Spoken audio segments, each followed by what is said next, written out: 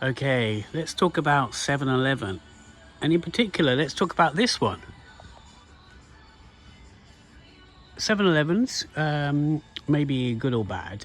And when I say that, I mean they do put businesses, local businesses, out of business sometimes, whether that's Thailand, whether that's Korea, England.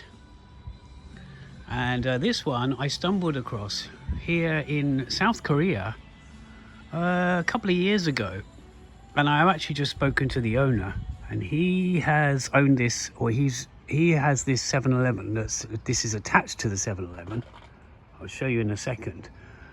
For 2 years, and I think he was saying, well, I know he was saying, from what I understand, he was saying that it had been here. Well, he took it over a couple of years ago, but it's been here about 9 years. Now, this is magnificent. And as I say, I've also got a story relating to 7-Elevens in England, because I worked in one back in 1990. Well, let's just say the early 90s. And I'll tell you a bit more about that in a second. But as I do that, I just want to walk you around this. Sorry, I get the light here. Let's go back out. So some people, I mean, there's people rave about them in Thailand, 7-Elevens, and of course they're not, you know, they're heavily, you find them in Japan, the USA probably originally, or maybe it was Japan originally. Either way, they've expanded, and I remember reading some statistics a couple of years ago saying that South Korea and Thailand are the two countries with the most. Now, that's probably still the case, but they do, you know, South Korea has a handful of convenience stores that have, you know, there's CU, GS25, Family Mart, I think, but 7-Eleven is probably perhaps the most. I mean, it's one, first of all, that's not originally Korean, whereas the other ones I think were. And recently I've actually been to Vietnam, and there's there's lots of GS25s, there's lots of Korean places in Korean. There's Lotte. Korea has invested a lot in Vietnam, but you know, included in that is the GS25 stores. Look at this. I'm sorry if I'm vaguely. I grew up when those phones were something in the UK or similar. Now you've got a lot of music references here. I came here before with a friend, and I kind of just fell in love with this. I'd never seen a 7-Eleven like this. I mean, look how many cans there have been used. And we must also talk about the fact that convenience stores in South Korea, more so than Thailand, are used as places to sit, talk, have a drink. And there's the word Korea. Basically, you can, you know, you don't have to go to a bar. You can be, you know,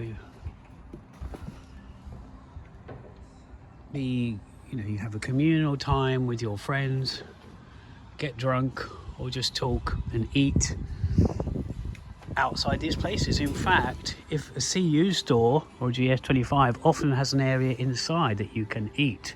So that's what makes them different to a Thailand convenience store, I would say. There might be certain ones in Thailand that do, but yeah, I worked for almost a year, maybe it was 10 months, in one in a town in the UK, town of Tunbridge Wells. When I was living in that town, I've moved around a bit, and yeah, I mean, it was America. You know, I knew it was an American company. That's all I knew back then, in the 90s. Look at this, it's all retro tapes, you know, got instruments, piano. I remember my friend playing on this, or trying to play on this. I remember these days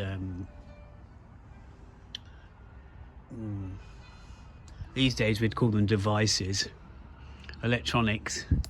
Look at that one down there. I had a TV. I had a portable Goodman's TV and stereo thing. Yeah, I'm treading other ground here, but let's just show this guy here. So these statues are relatively commonplace in South Korea, and in fact you could say in North Korea. Statues, I mean, there's the famous ones, but we're not talking about North Korea here. Nothing, I'm not being bad against North Korea. I'm just saying that this is South Korea. That's the way we are. That's the way it's been separated. I'm going to walk back a bit so you can see the other side of this, and the way that the cans are used on the side. You've also got the, so let's just go along a bit without getting people in this. You've got the upstairs bit, which I'm not sure if that's storage. Then again, that shows massage. It could have been a massage place before, because Korea has those. It has aroma places. Let's just turn this around. There's a few too many people there. I'm going to also just show you this while I'm here, because my friend, someone I've interviewed on the Not So Korean podcast, runs this Naughty Muse Studios. It's a great place.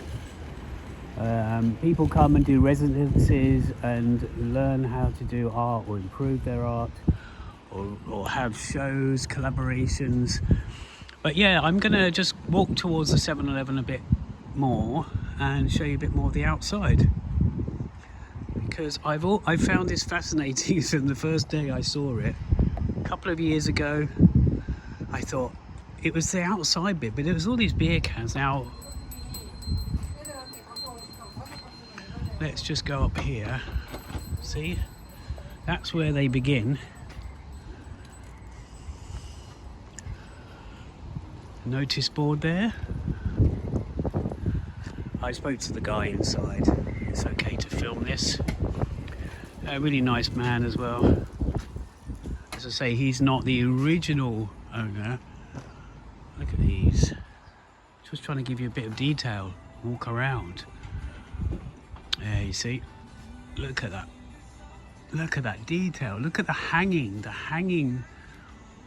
low, not so low hanging fruit.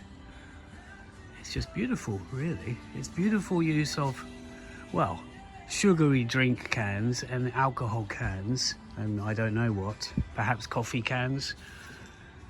Some of these Asian countries have coffee in a can, more or before any that would be found in the UK. I'm getting a bit dizzy here. So yeah, I wanted to just record this because I've come here before. I think I even did a little video before, but it was very brief, and I didn't really talk about it. I filmed my friend playing on the piano. Let's walk around the outside bit and see what it looks like from here. You see, it's very prominent when you're down this street.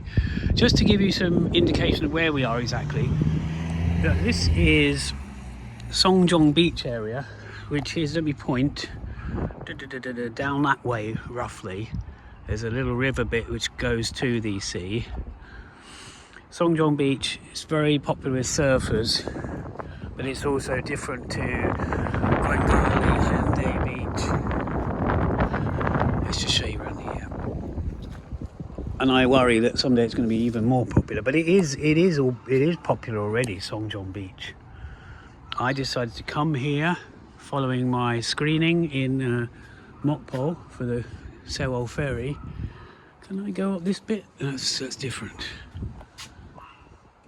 Still recording? Yeah, sorry, I just had a bit of something different there. Look at this. So I'm going to walk back inside it. My phone is low on battery as well, I think. Look, here's the statue again. If I can, I'll put in the description a bit more about this character. I don't want to get the facts wrong. Bicycle, another character kind of thing in here. That looks like the Smash characters from the, well, if you're from England, you'll definitely know that. Perhaps other countries, but definitely England. Christmas. Father Christmas, as we say in England, Santa Claus, as many other countries say these days. 7 up there, there's the 7. Yeah, he's got this festive thing here, but even in Korea and Thailand, for example, just to name 2 countries in Asia, they often celebrate Christmas, or at least Christmas things just stay up for months on end, if not the whole year, and music also sometimes plays. Let's just see what this is here. Small and precious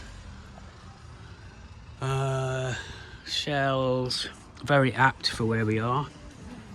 I've been coming to Busan since 2012, you know, but Gwangali Beach was something of less of a find, and it's now kind of become really popular.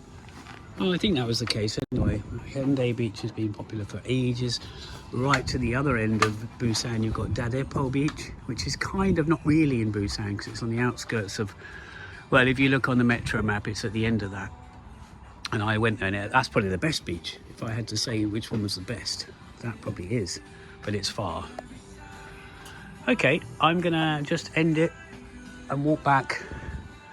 And yeah, I might talk about this another time. Might even interview the guy for our podcast, or someone who can give us some more information. I haven't used a proper mic on this. I've got one in my pocket, but it was very spontaneous. It's a bit spontaneous. There's the 7-Eleven. There's the signage.